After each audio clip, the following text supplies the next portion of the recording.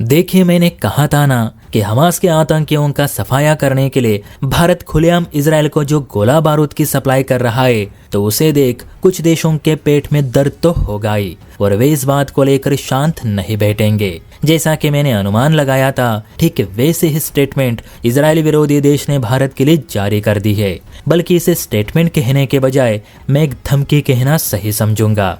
भारत के विदेश विभाग की ओर से इस धमकी को लेकर कोई प्रतिक्रिया देखने को नहीं मिली, लेकिन सलाहकारों ने अपनी राय जरूर दी है। तो चलिए, आखिर इजराइल को मदद करने के बदले किस देश ने अपनी नाराजगी जाहिर की है, इस वीडियो में विस्तार से समझते हैं। तो वीडियो को अंत तक जरूर देखें।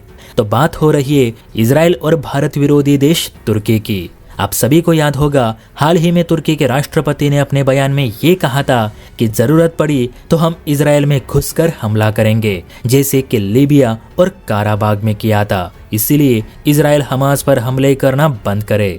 अब इस पर इजराइल के विदेश मंत्री काटस ने ये कहा था कि तुर्की के राष्ट्रपति सद्दाम हुसैन की राह पर निकल पड़े हैं, लेकिन सद्दाम हुसैन का अंत कैसे हुआ था, ये भी उन्हें याद रखना चाहिए।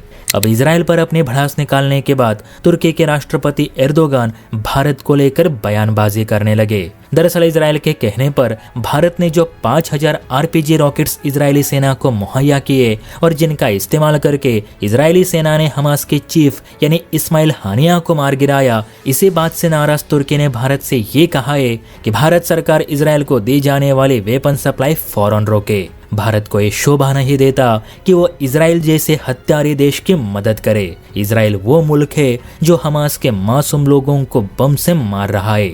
बल्कि तुर्की के विदेश विभाग ने ये तक कहा कि हम भारत को चेतावनी देना चाहेंगे कि भारत इजराइल का पक्ष लेना बंद करे, वरना हम भारत पे यूएनएससी एक्ट 380 ठोक देंगे। वैसे दोस्तों, यूएनएससी एक्ट 380 वो कानून है जिसके पारित होने पर संबंधित देश को आर्थिक प्रतिबंधों का सामना करना पड़ सकता है। ये एक्ट 2011 में ईरान पे लगाया गया था, जब ईरान ने मानवाधिकारों का उल्लंघन करते हुए कई विदेशी लोगों को फांसी पर लटकाया था। हालांकि इस प्रस्ताव को पारित करने के लिए सभी सदस्य देशों की सहमति जरूरी है। अकेला तुर्की यह प्रस्ताव यूएनएससी में पारित नहीं कर सकता। और आप तो भले बात ही जानते हैं कि इस समय यूएन में जितनी भारत की चलती है, उसके धूल बराबर भी तुर्की को इज्जत नहीं।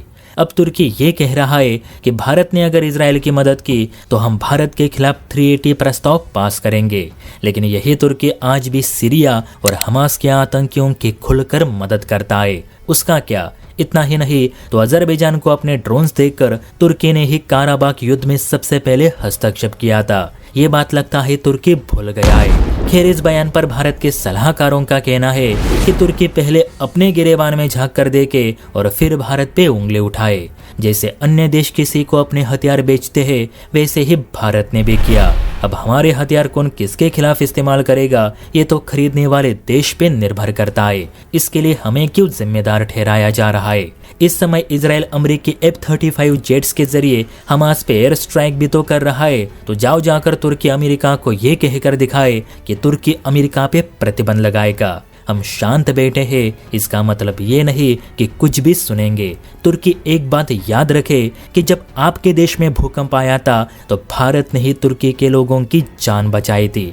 कम से कम इसे तो याद रखा जाए। और जो भी देश भारत से हथियार खरीदना चाहता है, भारत उसके साथ बेझिझक डील करेगा और इस पर हम किसी की नहीं सुनेंगे। अगर दोस्तों इस पर मैं अपनी राय दूं तो भारत ने इजराइल की हर मदद करती रहनी चाहिए, क्योंकि इजराइल वो देश है जो कभी भारत के पीठ पीछे छुरा नहीं घोंपेगा। बाकी तुर्की को लेकर आप अपनी राय दे सकते हैं। और हाँ, वीडियो अच्छी लगी हो तो चैनल को लाइक एंड सब्सक्राइब भी जरूर करें। जय हिंद।